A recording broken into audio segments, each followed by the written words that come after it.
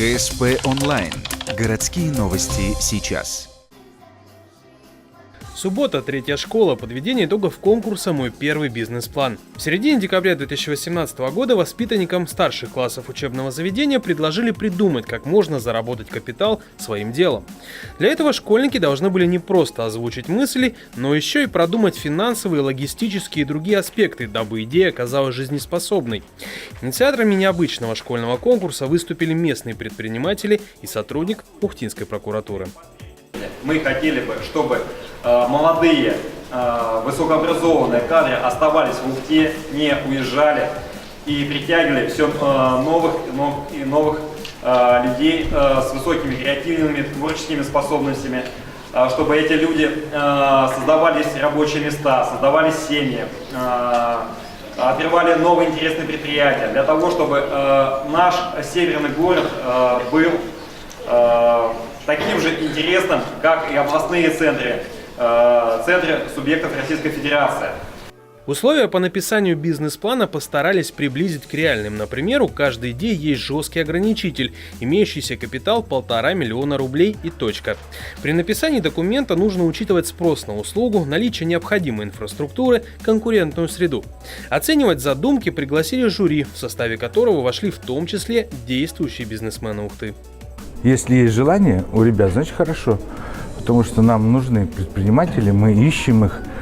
Это более такие активные люди, которые занимают такую позицию, чтобы дать работу другим, заработать себе и дать работу другим. Поэтому, конечно, очень важно и интересные проекты, а такие обширные мегапроекты, даже я бы сказал. На разработку бизнес-плана ребятам отвели более 2 месяцев. По итогу на конкурс представили 3 проекта. Один из них посвящен добыче и продаже песка. Старшеклассники считают, что разработка карьера придется в тему дачникам и промышленным предприятиям. Другие идеи ориентированы на социальную сферу и поближе к городу. Например, квартал-музейный комплекс от 8-классника или 3 парней из 11 класса подумывают открыть арт-кафе. Оно не ориентировано на еду и питье, а также, по мнению ребят, не носит такой развлекательный формат, как тайм-кафе.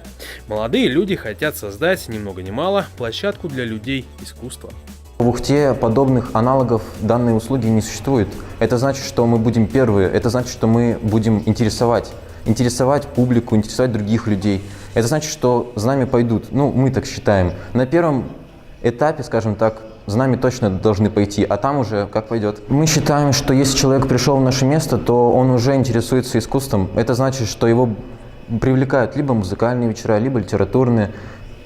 Это уже отдых для человека творческого, человека, который интересуется творческой деятельностью. Все проекты подверглись серьезной критике жюри. Вопросы отнюдь не детские. Как собираетесь получать прибыль? Что делать с конкурентами? Понимаете ли ответственность за тех сотрудников, которых нанимаете?